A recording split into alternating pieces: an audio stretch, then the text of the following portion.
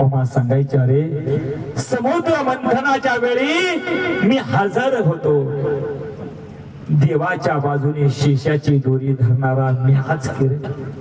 अरे हा जो भंडारा जन्मलाय तो समुद्र मंथनात जन्मलाय. अरे जन्मल्यापासून मी 2 वेळेला लुगडं नेसलो. मामाने काय सांगितलं बारीक लक्षात घ्या. अरे जन्मल्यापासून मी 2 वेळेला लुगडा नेसलो. एकदा भस्मासुराच्या वेळी मोहिनी झालो होतो आणि पुन्हा एकदा समुद्र मंथनाच्या वेळी देवांना दैत्यांना अमृत वाटण्याच्या वेळी. मग मामा कोण असेल? अरे जो मी येथे दिसे तो धरणी पूर्वी असे, मी असो किंवा नसे बोलू नये. अरे धरणी जन्माईच्या अगोदरचा मामा असेल तर मामा कोण असेल? साक्षात भगवान शंकरानं धनगर कुळामध्ये अवतार घेतला. का अवतार घेतला? या पंढरीच्या पांडुरंगानं वारुळातून मेंढी माऊलीची उत्पत्ती केली आणि जगाच्या कल्याणासाठी मामांची भ्रमंती चालू झाली.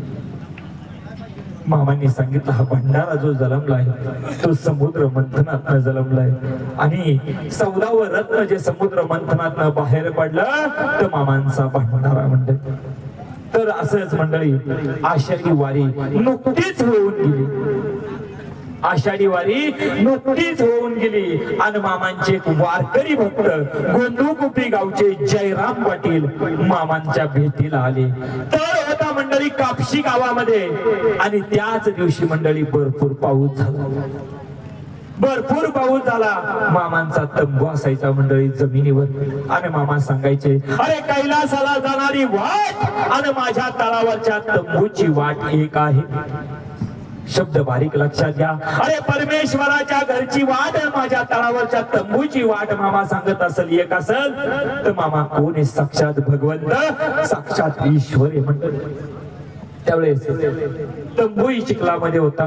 सगळ्यांचे पाय चिखलानं माखलेलं होतं आणि मामांचं पाय सुद्धा चिखलानं माखलेलं होतं मंडळी. त्यावेळेस गोंदूकुपी गावचे जयराम पाटील समोर आले आणि मामांना काय सांगायला लागले? देहू, आळंदी, पंढरपूर मधले वारीतील प्रसंग सांगायला लागले आणि माऊलींच्या पालखी सोहळ्याचं वर्णन सविस्तरपणे कुणाला सांगायला लागले? माझ्या जगाच्या मालकाला, ब्रह्मांड नायक बाळू मामांना. त्यावेळेस माझा देव बोलायला लागला, अरे गप्प बसले का? अरे काशीमध्ये दररोज पहाटे 3 वाजल्यापासून गंगेचं स्नान भक्त भाविक मला घालतात. तुला ठाऊक आहे?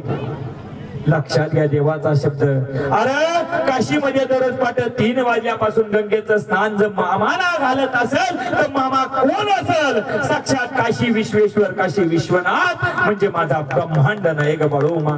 आणि त्यावेळेला मंडळी मामांनी पाय सुद्धा धुतलं नाही.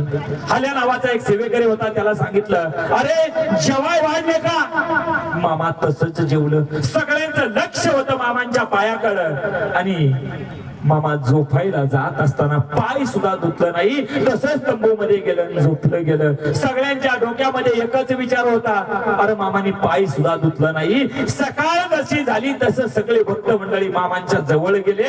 अरे मामांचं पाय बघितलं. अरे चिखल सोडा, अंतरुणाला सदा मळ सुद्धा लागलेला नव्हता. का? अरे काशीमध्ये दररोज पहाटे 3 वाजल्यापासून गंगेचं स्नान भक्त भाविक मला घालतात. रोजची आंघोळ मामाची कुठं असेल? काशीमध्ये. मामा 15 दिवसातून एकदा आंघोळ करायचं. द्वादशीच्या दिवशी इस्त्री केलेले कपडे कोल्हापुरी पायतान घातलं की परत पुढच्या द्वादशीच्या दिवशी पण चिखलातून चाललं तर चिखल सुद्धा पायाला स्पर्श करत नव्हता. अंगावरची कपडे कधी मळत नव्हती. कपड्यांना कधी घामाचा वास येत नव्हता. का? तर दररोज आंघोळ मामाची कुठं होती? अरे काशीमध्ये दररोज पहाटे 3 वाजल्यापासून गंगेचं स्नान जर मामांना घालत असेल तर मामांची आंघोळ कुठं होती? रोज काशीमध्ये मामांची आंघोळ होती. आणि खरोखर त्यामुळे काशीला सुद्धा जायची गरज नाही. मामांचं दर्शन घेतलं तर काशी सुद्धा घडते मंडळी. काय मामांचा अधिकार? बोला बोला बाळमामांच्या नावानं.